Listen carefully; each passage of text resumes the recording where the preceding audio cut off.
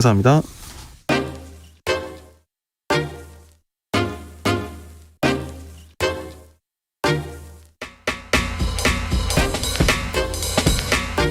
바쁜 당신이 알아야 할 모든 것 여기에 있습니다.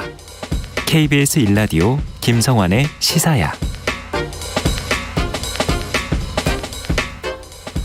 민주당이 언론중재법 개정안을 국회 상임 및 소위에서 강행 처리한 것에 대해 언론계의 비판이 이어지고 있습니다. 전국 언론노동조합을 비롯한 언론 현업 4개 단체는 공동 성명을 내고 위헌적 법률 개정을 중단하라 이렇게 촉구하기도 했는데요. 전국 언론노동조합 윤창현 위원장 연결해서 언론중재법을 반대하는 이유가 무엇인지 조금 더 자세히 얘기 들어보겠습니다. 위원장님 안녕하십니까? 네, 안녕하세요. 네, 그냥 본론으로 바로 여쭤보겠습니다. 언론중재법과 관련해 가장 큰 문제라고 생각하시는 부분이 어떤 조항입니까? 기억하실지 모르겠지만 저희 오늘 성명을 낸 현업 4단체가 3월 달에 징벌적 손배제도를 도입할 거면 이런 방식으로 하자라고 저희 안을 낸 적이 있습니다. 네. 저희가 징벌적 손배제 도입 자체를 반대하겠다는 것이 아니라 적어도 징벌적 손배제도를 도입하려면 형법상의 명예훼손 처벌이라든가 네. 대한민국 같은 경우에는 지금 사실을 말해도 사실적시 명예훼손으로 처벌이 가능할 정도로 네. 표현의 자유라든가 말할 권리에 대한 위축을 가할 수 있는 법적 장치들이 되게 많습니다. 네. 그런 것들에 대해서는 전혀 정비되지 않고 여기에 징벌적 손배제가 가중되는 것은 언론에 대한 규제의 무게가 균형을 상실한다고 본 겁니다. 징벌적 손배제도를 도입할 거면 이런 사전 정비가 있어야 하고 네. 시민 피해에 대한 보상을 강화하는 데는 저희가 100% 동의하지만 그것을 추진하는 과정에서 언론의 취재 활동이라든가 언론의 자유라든가 표현의 자유라든가 이런 것들이 훼손되면 안 된다는 원칙들을 계속 강하게 이야기해 왔습니다. 네. 그런데 결과적으로 민주당이 내놓은 이번 개정안은 시민 피해 구제가 실질적으로 이루어질 것인지에 대해서는 정확히 검증되지 않지만 언론 자유가 훼손되고 오히려 이것들이 정치인들이라든가 아니면 재벌 대기업 같은 우리 사회의 기득권 세력들에게 오히려 그들을 감시하는 언론의 고유한 활동들을 위축시킴으로 해서 또 하나의 무기를 주는 듯한 그런 역효과가 너무 분명해 보인다는 겁니다. 그런 차원에서 저희가 반대할 수밖에 없습니다. 이 개정안을. 네. 언론노조 차원에서 민주당 측에 이런 의견 전달 혹시 안 하셨습니까? 여러 차례 했죠. 여러 차례 했고, 예. 이런 식으로 가면 안 된다라는 의사를 제가 최근에도 민주당 미디어 특위 쪽에, 여러 번 말씀을 드렸습니다. 근데 저희 말을, 현업 언론인들의 말을 귀담아 듣지 않으시더군요. 그리고, 가장 큰 문제는요, 문체위 소위를 통과할 때까지 저희 네. 현업 언론인들이 정확하게 민주당이 제시하는 언론중재법 개정안의 최종안이 뭔지를 정확히 몰랐어요. 왜냐하면 보통 입법을 할 때는 입법 공청회라든가 이런 것들을 통해서 어떤 부분을 어떻게 고칠 때 이게 사회적으로 어떤 변화가 오고 어떤 파장이 예상되고 이런 것들을 다 논의하지 않습니까? 네. 그런 과정이 충실하게 이행되지 않고 미디어 특위 내부에서 뚝딱뚝딱 해가지고 어느 날 이게 개정안이라고 던져지고 거기에 대해서 언론 보도가 나오고 누가 문제를 제기하면 그래? 그러면 또 이렇게 고쳐봐야겠다. 또 거기에 대해서 반대 의견이 나오면 또 이렇게 고쳐봐야 되겠다 하면서 안이 계속 바뀌어온 겁니다. 그러니까 이게 제대로 된 논의 과정을 공론화 과정을 거쳤다고 보기 어려운 법안이라는 거죠. 네. 지금 앞서 말씀하신 것처럼 도입 자체를 반대하는 것은 아니다. 그러나 네네.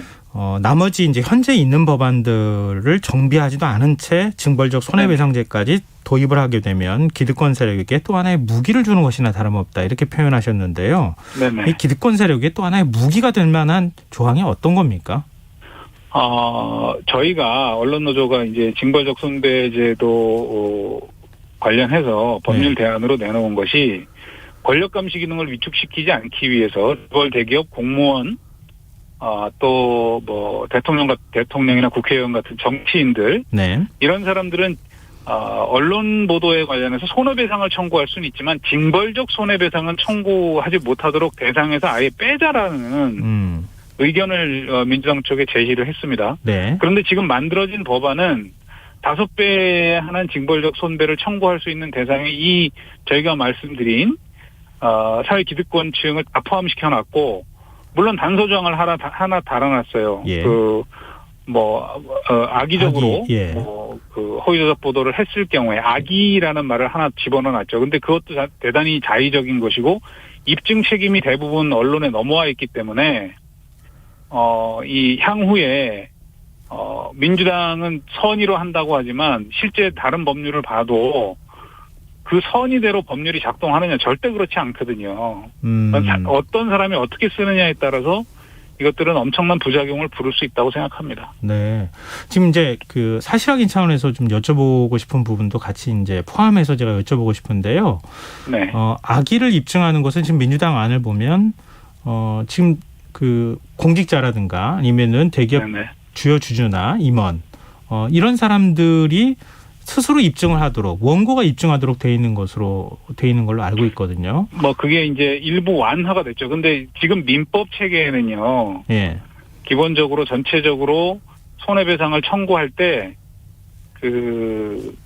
고의 중과실의 입증 책임이 기본적으로 원고에 있습니다. 그러니까 이것들을 새삼스럽게 입증 책임을 전환하려다가 여러 현업 언론인들이나 법조계에 의해서 이건 문제가 있다라고 계속 지적을 받고 그럼에도 불구하고 전체 조항을 통해서 원고에게 입증 책임이 있다는 부분이 상당히 완화된 부분이 있어요. 그 고의 중과실의 추정이라는 조건들을 보면 네. 이게 뭐냐면 고의 중과실에 해당할 경우에 징벌적 손배로 5배까지 배상하는 거지 않습니까? 그러면 네. 어떤 게 고의 중과실이냐라는 것들을 추정하도록 하는 조건을 넣어놨어요. 저는 이것 자체가 굉장히 큰 문제라고 보는데 네. 기본적으로 우리 법 체계에서는 무죄 추정의 원칙이 있지만 네. 일부 제조물 책임법 같은 경우에는 이렇게 과실을 추정하는 대목이 있기는 합니다. 그런데 언론에 대해서 이런 식으로 과실을 추정하는 조항을 집어넣어 놓으면 법률의 명확성의 원칙이 크게 떨어지게 되죠. 그리고 그 과정을 통해서 원고가 입증해야 되는 책임이 상당 부분 언론에 돌려지게 되는 겁니다.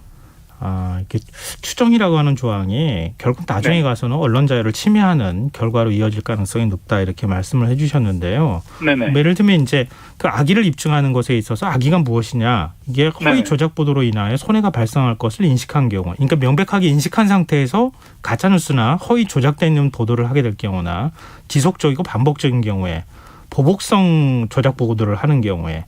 회복하기 어려운 손해를 입은 경우 이런 게 이제 포함이 되는 것으로 이렇게 규정을 하고 있더라고요. 법률을 하나 제가 예를 들어서 설명을 해드릴게요. 네. 고의 중과실 추정 규정의 두 가지가 굉장히 심각하게 문제가 됩니다. 하나는 법률을 위반해서 취재를 한 경우 이런 그런 조항이 들어가 있을 거예요. 찾아보시면. 네.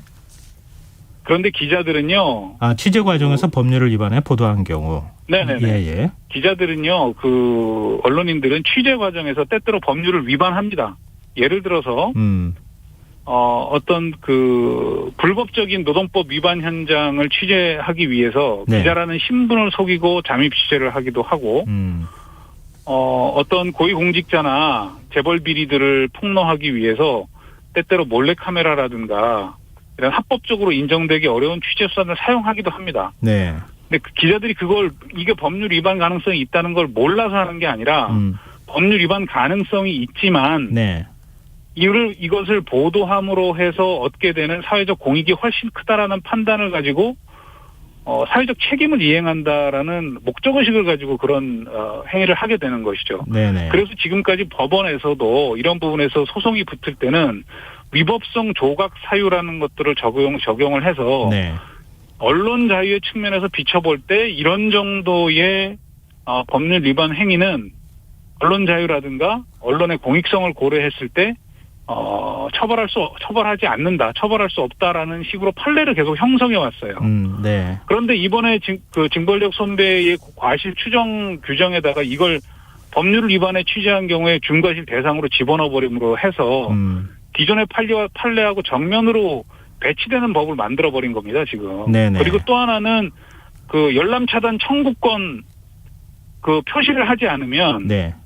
이것도 중과실에 집어넣어 버렸어요. 아. 저는 이거 말도 안 되는 조항이라고 생각합니다.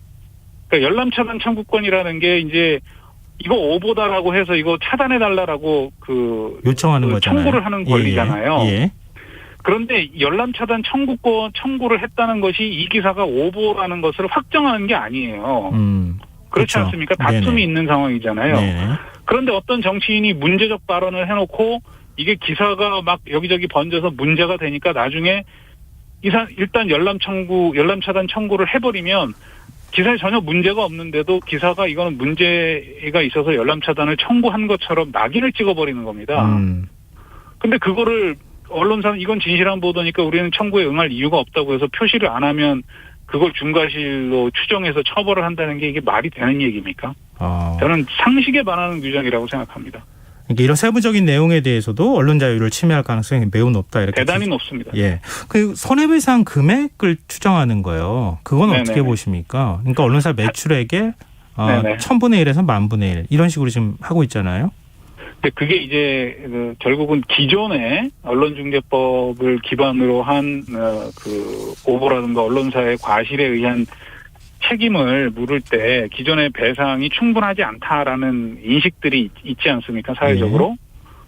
근데 그 부분에 대해서도 일각에서는 그게 미디어 환경이 바뀌면서 인터넷 매체라든가 이런 것들이 늘어나면서 소송 건수가 폭증하는 반면에 이 책임을 물을 수 있는 대상 자체가 넓어지면서 소송 가액이 떨어진 측면이 있다 이렇게 보고 있습니다. 그러니까 실제로는 평균 금액이 낮아진 것이지 실제 그만한 책임을 물을 수 있는 사안에 대해서는 또 실제로는 더 많은 배상이 이루어지고 있다라고 보는 학자들도 많이 있습니다. 네.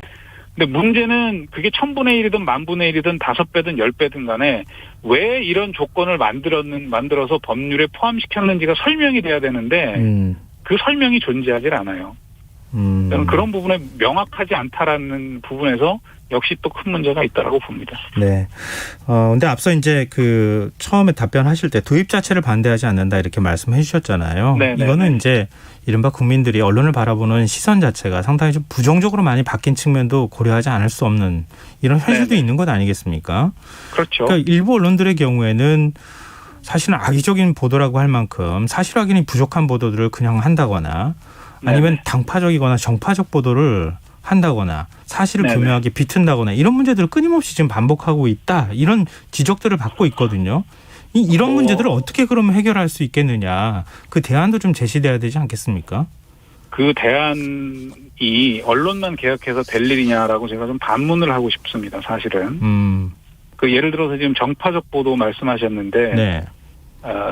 정치적 편향을 말씀하시는 거겠죠, 그게. 근데 문제는 실제로 정파적 보도가 있고 정치적 편향이 존재합니다. 저는 그걸 부인하지 않습니다. 그런데 이런 것들에 대해서 언론에 가해지는 비판이 저는 과도하게 증폭되고 있다라고 생각합니다. 어떤 말씀이냐 하면 네. 얼마 전에 가짜 수산업자인가요? 한테 골프채 받고 해서 문제가 됐던 윤석열 캠프의 전 대변인 같은 경우에 그런 사실이 드러나자마자 이건 정치적 음모가 있는 거라고 몰아가지 않았습니까? 네.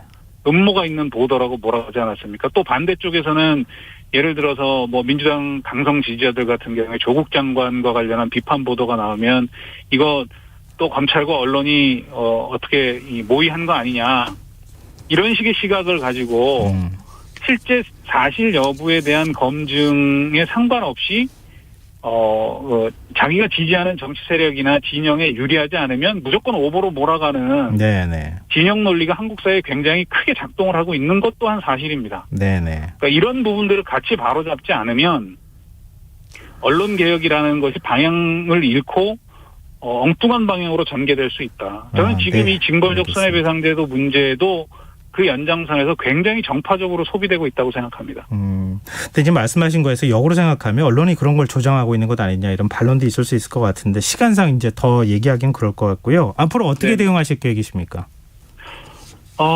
일단 민주당에 저희가 법안 철회를 요구를 했고요. 그 부분에 대해서 민주당이 어떤 반응을 보이는지 좀 봐야 될 것 같고 네. 일단 그 사실은 언론, 시민사회 그리고 학계에 저희와 문제의식을 같이 하는 분들이 상당히 폭넓게 확대돼가고 있는 것 같고요. 네. 그런 문제의식들을 모아서 구체적으로 어떤 대응 방안이 있을지 좀 생각을 해봐야 될 것 같습니다. 지금 아직 소위를 통과한 것이고 네. 상임위 전체 회의라든가 법사위라든가 본회의까지 아직 몇 가지 과정이 남아 있기 때문에 네. 지금 당장 저희가 헌법 소원을 하겠다라든가 그런 방침을 밝히기는 조금 이른 것 같습니다. 네, 알겠습니다. 오늘 인터뷰 고맙습니다. 예, 감사합니다. 네, 지금까지 전국 언론노동조합 윤창현 위원장이었습니다.